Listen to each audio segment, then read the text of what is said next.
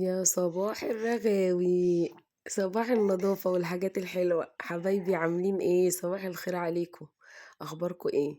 جيت لكم بقى بالفيديو المنتظر اخيرا وليس اخرا. عملت الفيديو اللي بقالي كتير نفسي اعمله والدنيا مش مساعداني. عاملين ايه يا حبايبي؟ طبعا انتوا مستغربين انا قاعدة في الارض كده ليه؟ بستعد بقى للمعمعة. باستعد للمعمعة اللي أنا هادخل فيها. أخيرا قررت أعمل البوتاجاز. حبايبي عاملين إيه؟ وحشتوني جدا جدا، يا رب تكونوا بخير. النهاردة هنعمل بقى روتين البوتاجاز اللي بقالنا كتير نفسنا نعمله ده ومش راضي يتعمل. قبل ما تتفرجي عليا وقبل ما تبتدي في أي حاجة، يلا بصباعك الجميل ده ودوسي على اللايك واعملي شير للفيديو، وما تنسيش الكومنت بتاعك الجميل بعد ما تتفرجي عليا تقولي لي ايه رأيك، وتقومي تتنشطي كده. وابتدي بقى يلا معايا روتينات المطبخ بتاعتك عشان نخلص مع بعض بدري بدري قبل رمضان. انا اول حاجه كده قعدت في الارض وجبت الطبق بتاعي مليته ميه وحطيت عليه شويه رابس اوتوماتيك من بتاع الغساله. انا بحبه لانه بيبقى قوي جدا وبيعجبني. لما باجي احطه مثلا على الحاجات بتاعة البوتاجاز أو حاجة فيها دهون، بيضيّع لي الدهون بسرعة، يعني ما يخلّيش الحاجة مدهننة كده. لأ، باحس إن هو قوي وحلو، فأنا باحط شوية رابس أوتوماتيك كده، وحطيت شوية صابون مواعين من اللي أنا باستخدمه، وكمان حطيت كربوناتو علشان يدوّب معايا كل حاجة. أنا الطبق ده عاملاه علشان هاحط فيه العيون بتاعة البوتاجاز والشبكة بتاعة البوتاجاز اللي من فوق، هاحطهم كده واركنهم لغاية ما اخلّص بقى بوتاجازي الجميل. تعالوا معايا بقى نبتدي في البوتاجاز يلا. انا اول حاجة هعملها زي ما انتم شايفين البوتاجاز عامل ازاي. عايزه اقول لكم طبعا انا كنت عامله السمك ونزلت لكم الفيديو بتاعه، وكمان النهارده اول ما صحيت اول حاجه عملتها عملت الغدا بتاع الولاد علشان ابقى فاضيه للبوتاجاز. وكمان لما بغسله بيقعد فتره عشان بيبقى مبلول، بسيبه فتره ينشف براحته، فقلت علشان ما بقاش متعطله والولاد يبقى في اكل في البيت. اول حاجه عملتها الصبح ان انا قمت رحت عامله الاكل على طول. فطبعا لما اتوسخ وبواقي الأكل وقعت عليه ما رضيتش بقى أنضّفه ولا حاجة، لإني قُلت كده، كده النهارده أنا هامسكه وأعمل له روتين العميق. وطبعًا مَلِك المنظفات بتاعي اللي ما باستغناش عنه في تنضيف الدهون أو البوتاجاز أو أي حاجة عليها دهون، السترس. والله يا جماعة ده سحر فعلًا. بُصّوا ما بيتعبنيش، لإن أنا باحطه وباسيبه كده على البوتاجاز حوالي ربع ساعة، وبارجع أمسك البوتاجاز أغسله كده بالليفة. ما يعني مش بادعك بقى ولا بيتعبني ولا أي حاجة. أنا هاغرّق البوتاجاز بتاعي بالسترس دلوقتي، هاغرّقه كلّه. بُصّوا الدهون ابتدت تفور إزاي، يعني أنا ما لحقتش أسيبه، أنا يا دوبك أهو بُصّوا بارُش معاكم. أنا هاحط كده هاغرّق البوتاجاز كلّه بقى، خصوصًا بقى في الحتت الحروف دي اللي ممكن يعني بواقي الأكل تبقى فيها أو مكان ما الأكل تبقى معمول يطير كده مثلًا يدخل في الحروف، فتحسّي إن الحاجات دي لمّا بتتراكم على بعض بتعمل دهون كده في الحروف أنتِ ما بتاخديش بالِك منها. فأنا هاغرّق كل البوتاجاز كده وكمان حوالين الزراير بتاعة البوتاجاز، لإني برضه ساعات بالاقي حواليها دهون كده ما بتبقاش باينة حتى مع التنضيف، علشان تفوّر لي كل دوّة. أنا خلاص هنا بُصّوا كنت سِبت بوتاجازي ربع ساعة بالسترس عليه، شايفين الدهون بقت عاملة إزاي، عبارة عن سايل كده مَيّة. فأنا هامسك الفوطة ومجرد بس إن أنا هامسح الدهون وأمسح السترس من على البوتاجاز، علشان لمّا آجي أغسله بالليفة، أولًا السترس بيأثّر على الجلد فما يأذيش إيديّا، وكمان أنا ما عنديش حاجة ألبسها في إيدي، ما عنديش جوانتي أو حاجة. فبُصّوا مجرد بس مسكت الفوطة ومسحت، بُصّوا البوتاجاز رجع زي ما هو، رجع جديد ما فيهوش أي حاجة. بس أنا برضه هاجيب علبة كده وهاحط فيها صابون مواعين، وهاحط فيها برضه شوية رابسو أوتوماتيك وكربوناتو وهاغسل بيها البوتاجاز. شايفين؟ أنا عندي عينين كده في البوتاجاز مش بيتشالوا، العين اللي أنا باعملها دي والعين التانية لازقين في البوتاجاز. طبعًا في فيديو أنا كنت عاملاه لكم قبل كده روتين بوتاجاز برضه، كنت عاملة فيه تنضيف عميق للبوتاجاز قبل ما أولد، وقُلت لكم إن أنا بوتاجازي ما كانش كده، أنا بس حصلت عندي حريقة في البوتاجاز، حريقة والله. أيوه. أنا عندي ولادي كانوا حبّوا مرّة كده يعملوا إيه، شطّار يعني ويساعدوني، فقعدوا بقى يروّقوا في الشقة ومش عارفة إيه. وبعد ما خلّصوا، طبعًا أنا متعوّدة بعد ما باخلّص يا إمّا بارُش مُعطِّر، يا إمّا باولّع عود بخور لو عندي بخور أو بخور من العادي. فهُم بعد ما روّقوا حبّوا بقى يعملوا شطّار، راحوا جايبين عود البخور وعايزين بقى يولّعوا البوتاجاز عشان يولّعوا عود البخور منّه.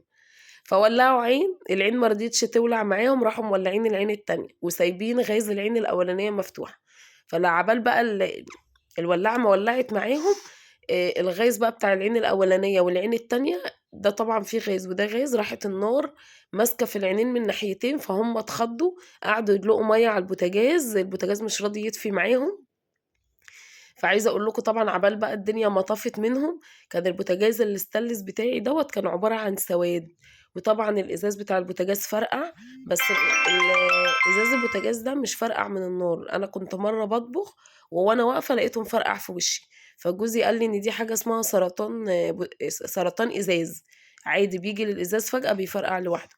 فعايزة أقول لكم يعني إن أنا بوتاجازي بعافية شوية، بس والله هو جميل ونضيف ما فيهوش أي حاجة، هي كل الفكرة إن أنا لمّا حصلت المشكلة دي مع الولاد، بعتّ جِبت بتاع بوتاجازات اللي هو بيصلّح البوتاجازات ده بقى الله يسامحه ويسهّل له، هو جِه بوّظ لي البوتاجاز أكتر، يعني يعتبر ما عملّيش فيه حاجة، رغم إن والله العظيم جِبته وخَدت 300 جنيه، بس جِه بقى قعد يقول لي ده في عين لازقة مش راضية تطلع، العين اللي هي في النُص دي، ومسكها قعد يدُق ما كانش معاه المفروض في بتاع كده نار لمّا بتكون العين لازقة بيعمل بيها علشان العين تفُك، هو ما كانش معاه، فقعد يدُق بقى على العين لغاية ما كسرها، وجاب لي عين تانية وركّبها لي معوجة، و و وقعد يقول لي ده البوتاجاز ده مش عارفة إيه يعني عايزة أقول لكم يعني حَط لي 100 حاجة فوق دماغي، وحسّسني إن أنا بوتاجازي ده المفروض أدّيه لبتاع الرُبابيكيا، فأنا بصراحة كان كل هَمّي إن هو يعدل لي العيون، لإن لمّا حصلت الحريقة تقريبًا الفونيا اتاكلت من جوّه،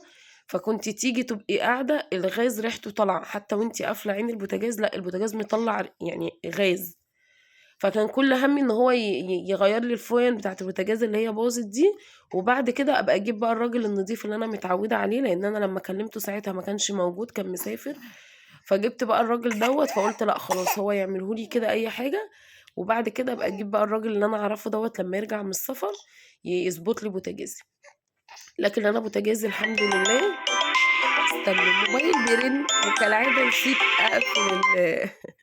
نسيت أقفل الموبايل عشان أسجل لكم، استنوا خليكم معايا. ورجعت لكم تاني طبعًا كان لازم أرُد لإن ده أبو يوسف يا جماعة، لو أي رقم تاني مش هارُد، بس هو ما ينفعش خالص يرن وما أردش عليه، بيعمل حكاية. المهم بقى زي ما قُلت لكم، أنا بقى مستنية الراجل بقى دوّة يرجع من السفر وأخلّيه يعمل لي البوتاجاز، زي ما أنتم شايفين أنا بوتاجازي ما فيهوش حاجة زي الفل، حاجتي جديدة زي ما هي كل الفكرة بس إن أنا من ساعة الموضوع ده ما حصل، أولًا ما اتطمنتش على الفرن، فخايفة أولّعه لا يكون في تسريب أو حاجة، فقُلت الأمان إن أنا ما اشتغلش عليه، لكن أنا فرني زي ما أنتم شايفين، بُصّي الشبكة بتاعة البوتاجاز نضيفة، الصاجة نفسها بُصّوا جديدة إزاي، أنا ما باحبش أهمل في حاجتي والحمد لله باحافظ عليها، بس فأنا زيادة أمان يعني قُلت لمّا الراجل ييجي يبُص لي على البوتاجاز وعلى الفرن، لو الدنيا تمام ما فيهاش حاجة، كل اللي أنا عايزة أعمله بصراحة عايزة أغيّر طقم العيون ده خالص اللي من فوق، أغيّر كل العيون كلّها وأجيب وأعمل إزاز للبوتاجاز مكان اللي اتكسر ده، لإن هو قال لي عادي بتروحي عند بتاع الإزاز وتقولي له أنا عايزة إزاز حراري بتاع البوتاجاز، بيدّيكِ عادي نوع الإزاز دوّة، وأركّبه ويتطمن لي إن الفرن ما فيهوش مشكلة، إن هو يعني ما فيش الفونيا بتاعته مش بايظة أو حاجة، ما فيهوش تسريب، وخلاص أنا بوتاجازي زي الفل.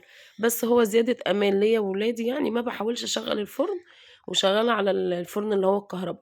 وحتى والله من قبل الموضوع ده ما يحصل أنا كنت شغّالة على الفرن الكهربا لإنه أسهل ليّا، بابقى حاطة الفرن على الرخامة، باوصّل الكهربا وشغّال والدنيا فُل. هنا بقى أنا خلاص خلّصت بوتاجازي وشطفته زي ما أنتم شُفتوا بُصّوا جميل إزاي، هاسيبه بقى يصفّي كده براحته المَيّة، لإن أنتم زي ما شُفتوا أنا دلقت جوّاه مَيّة كتير، لإن ساعات والله بالاقي دهون، واللي بيثبت لي كده إن كل مرّة باعمل فيها البوتاجاز وباسيبه يصفّي، بالاقي حاجات صفرا كده نازلة من البوتاجاز على الأرض، فدي معنى كده إن في دهون بتنزل جوّه إحنا ما بناخدش بالنا منها. فأنا غسلته زي ما أنتم شُفتوا ودلقت فيه مَيّة وشطفته كويس، وهاسيبه بقى براحته خالص، أنا خلاص عاملة أكلي وعاملة حاجتي، مش محتاجة بوتاجازي، يعني حتى لو سِبته كده لتاني يوم ما عنديش مشكلة، يصفّي بقى براحته وينشف براحته.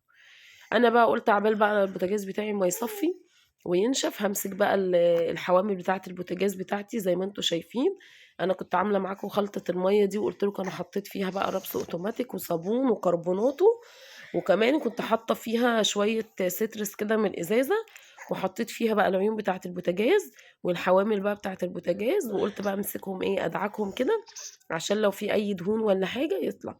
وهم برضه والله نضاف، لاني انا ايدي على طول في البوتاجاز زي ما انتوا شفتوا. هو بس النهارده انا لما عملت الاكل سبت، ما نضفتش ورايا يعني، لاني قلت كده كده انا هعمل بقى التنظيفه العميقه بتاعتي، فهشيل الورق ده وهحط غيره. فما حبيتش ان انا انضف يعني ورايا، قلت كده كده انا هنضفه كمان شويه. فزي ما انتوا شايفين انا عندي الحوامل بتاعتي نظيفه مش محتاجه حاجه. والعيون برضو مسكتها كده بالليفه، قلت بس ايه ادعكها عشان لو في دهون كده لازقه برضو فيها ولا حاجه. وخلاص. وكده يبقى بوتاجازي خلاص قرب يخلص، يعني ما فيش اي حاجه، ما خدش مننا وقت. طول ما انت ايدك في بوتاجازك يعني بتنضفيه اول باول على طول بعد ما بتعملي الاكل، مش هياخد منك وقت لما تعملي التنظيفه العميقه ديت. انا عارفه ان في ناس ما بتحبش تدلق ميه في البوتاجاز من جوه عشان ما يصديش. بس انا عايزه اقول لكم انا ما بعملش العمله دي غير مره في السنه، مره واحده بس، اللي هي مثلا عند تنظيفة العيد، يعني مثلا يبقى داخل رمضان كده او العيد. وما بعملوش كمان على دخلة رمضان، يعني انا بعمله على دخلة العيد، لان طبعا عارفين رمضان اكل كتير ومعرفش ايه وكده. بس انا اللي خلاني عملته دلوقتي، انا كنت عاملاه تنظيفة عميقة قبل ما اولد. وطبعا انتوا عارفين بعد ما ولدت بقى كنا اكلات كتير بقى ومغايات وحاجات سخنة ومش عارفة ايه. فحسيت ان هو كان محتاج تنظيفة كويسة. فقلت اعمله بقى على دخلة رمضان عشان يبقى كويس. وعلى دخلة العيد انا مش هعمله التنظيفة العميقة دي. هعمل روتين عادي للبوتاجاز بتاعي وهوريه لكم على دخلة العيد ان هو نظيف ما كانش فيه حاجة. وان انت طول ما ايدك في بوتاجازك خلاص. طبعا انا مسكت الحيطة زي ما انتوا شفتوا برضو اللي ورا البوتاجاز دي صبنتها. حطيت عليها سترس وغسلتها كويس. علشان ابقى خلصت من الجزء ده خالص. يعني ما يبقاش البوتاجاز نضيف واجي في مره اعمل الحيطان فيجي عليه ميه او صابون واضطر اعمله تاني. انا مسكت الحيطه وغسلتها اللي ورا البوتاجاز واللي جنب البوتاجاز. وغسلتها كويس وشايفين هي منوره اصلا ورا البوتاجاز. وكمان جبت بقى الورق بتاعي وحطيته. وركبت العيون بتاعتي. انا قفلت العينين اللي عندي اللي مش بيشتغلوا عشان ما يجيش عليهم دهون ويبوظوا اكتر. شايفين بوتاجازي بقى بعد ما عملته عامل ازاي. والله نضيف، الروتين ما خدش مننا وقت. عملناه بسرعة بسرعة. طبعا زي ما قلت لك طول ما ايدك في بوتاجازك الدنيا هتفضل نضيفة. واخيرا الحمد لله عملنا روتين البوتاجاز اللي كنت كل ما اجي اعمل لكم الفيديو يحصل حاجة. انا قد ايه مبسوطة بصراحة وانبهرت بالبوتاجاز بعد ما عملته. يلا قومي اتنشطي واعملي بوتاجازك ابتدي بقى في روتين المطبخ. عشان الفيديوهات اللي جاية ان شاء الله كلها قوية جدا. نكمل بقية روتينات المطبخ. وننضف بقى مطبخنا من جوه ونرص حاجات جديدة وهتشوفوا مفاجآت جديدة، انتظروني الفيديو الجاي جامد جدا، مع السلامة.